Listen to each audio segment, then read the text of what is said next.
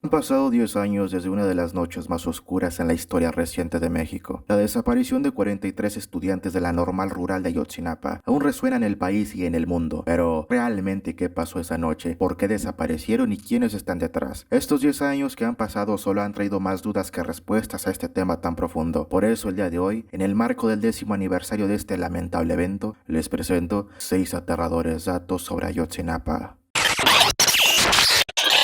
6. ¿Cómo tapar el sol con un dedo? El gobierno mexicano del sexenio de Peña Nieto se caracterizó por siempre querer tapar el sol con un dedo. Decían que eran el nuevo PRI y que el viejo PRI no era más que un amargo recuerdo y un agujero negro muy grande en la historia del México del siglo XX. Pero como siempre, spoiler, mintieron. Desde el inicio y al no saber nada sobre este caso y al haber en las fiscalías las personas más incompetentes que puede haber en este país que llegaron a sus puestos por palancas y que un caso como este sí necesitaba gente experta, los del gobierno federal de aquel entonces se les ocurrió hacer lo que siempre hace el gobierno, contar la verdad, pero la de ellos. El exprocurador Jesús Murillo Caram presentó lo que se conoció como la verdad histórica, pero rápidamente se desmoronó. Las familias de los estudiantes, organizaciones internacionales y peritos independientes desmintieron la versión. Hasta el día de hoy, no se ha aclarado completamente qué pasó esa noche. La supuesta verdad histórica que presentaron con bombo y platillo quisieron demostrarle al mundo que la autoridad mexicana era competente, pero así como en cualquier caso judicial en México y una telenovela mexicana, siempre hay algo que no cuadra. Y esta verdad histórica se empezó a desmoronar cuando unos periodistas independientes se metieron escondidas a la escena del crimen y miraron cómo las autoridades judiciales mexicanas preparaban la escena del crimen. Desde ahí todo se derrumbó.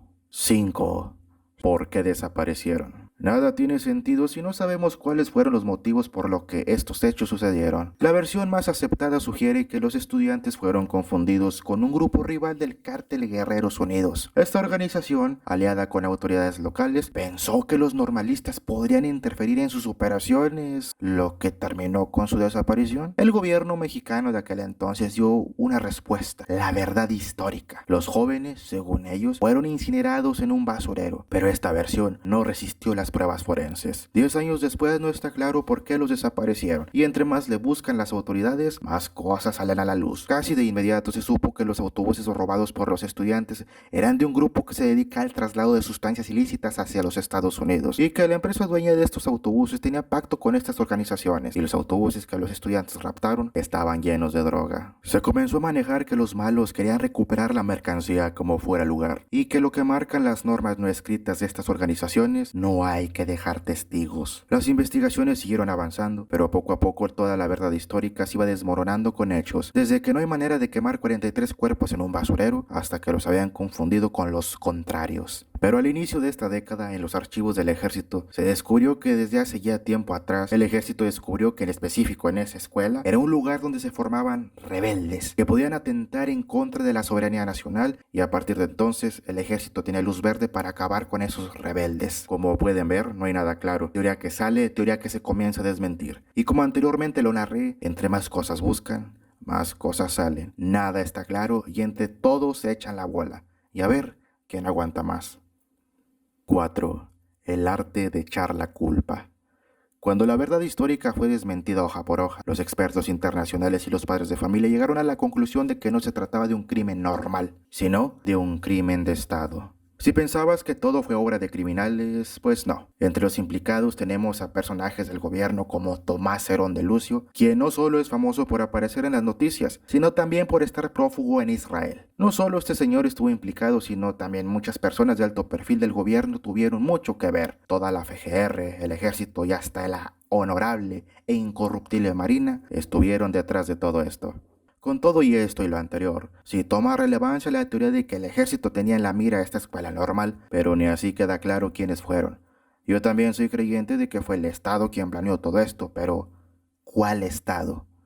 Si el Estado no hubiera tenido algo que ver en esto y se tratara 100% de un crimen de puros civiles, créanme que la verdad ya hubiera salido a la luz. ¿Habrá algo que pueda investigar al Estado y sancionarlo por todo esto? ¿O tenemos que vivir con la incógnita toda la vida de que este caso, como muchos otros en la historia de México, se quedó en puras teorías? Número 3. ¿Quién fue el autor intelectual? La historia se pone peor. José Luis Abarca, exalcalde de Iguala, y su esposa, María de los Ángeles Pineda, fueron señalados como los autores intelectuales. Ellos querían evitar que los estudiantes interrumpieran un evento político. ¿Qué mejor forma de hacerlo que ordenar su desaparición? Pero no. Con el descubrimiento de muchas cosas que estaban en la supuesta oscuridad, se ha revelado que José Luis Abarca no era más que un títere de todos, del gobierno y de los malandros. En pocas palabras, era un donadie, y era a los que se les podía echar la culpa sin que reclamara nada, porque si llegaron hasta donde están, fue precisamente gracias a sus titireteros. ¿Qué sentido tiene este punto? Si ya anteriormente dije que fue el Estado. Y en efecto, fue el Estado. Pero este crimen atroz no pudo haber sido planeado por muchas cabezas. Tuvo que haber una persona que tomó esa dolosa decisión. Y esto nos lleva a dos caminos. Número 2. El ejército. Una de las partes más sombrías del caso es la posible implicación del ejército mexicano. Aunque las investigaciones no han sido concluyentes, como en casi todo el caso, se sabe que miembros del Batallón 27 estaban en Iguala esa noche, pero su presencia no sirvió de nada porque no hicieron nada para detener la tragedia, incompetencia o complicidad. Las investigaciones revelaron que la noche de la tragedia, que, por cierto, no solo fueron los estudiantes, sino que mucha gente fue víctima de esta ola de violencia, el capitán de dicho batallón se paseó toda la noche por Iguala. ¿Qué andaba haciendo? ¿Turismo nocturno? Estuvo exactamente en todos los lugares donde hubo eventos. Se bajaba a inspeccionar y se retiraba de los lugares. Un militar nunca se mueve sin recibir órdenes. Pero como en todos los puntos anteriores, ¿órdenes de quién? Claro queda que no hubo incompetencia, porque el ejército cerraba las carreteras y no permitía que la gente entrara y saliera de Iguala esa noche. ¿Y por qué al otro día el ejército se empeñó en construir una escena del crimen que iba a ser enseñada al mundo como la verdad histórica? El ejército tuvo mucha implicación en este asunto. Tal vez la justicia no nos pueda responder, pero tal vez una bruja grandera sí nos puede responder. Bien dicen que el que nunca busca, jamás va a encontrar. 1. ¿Y ahora qué? Hoy, 10 años después, seguimos sin saber qué pasó exactamente. Las investigaciones han sido complicadas y plagadas de errores. Teoría que sale, teoría que se desmiente. Las familias aún buscan respuestas. ¿Cuánto más tendrán que esperar? ¿Acaso tendrá que llegar el tiempo en que los familiares se cansen de buscar y solo acepten lo que el gobierno les diga?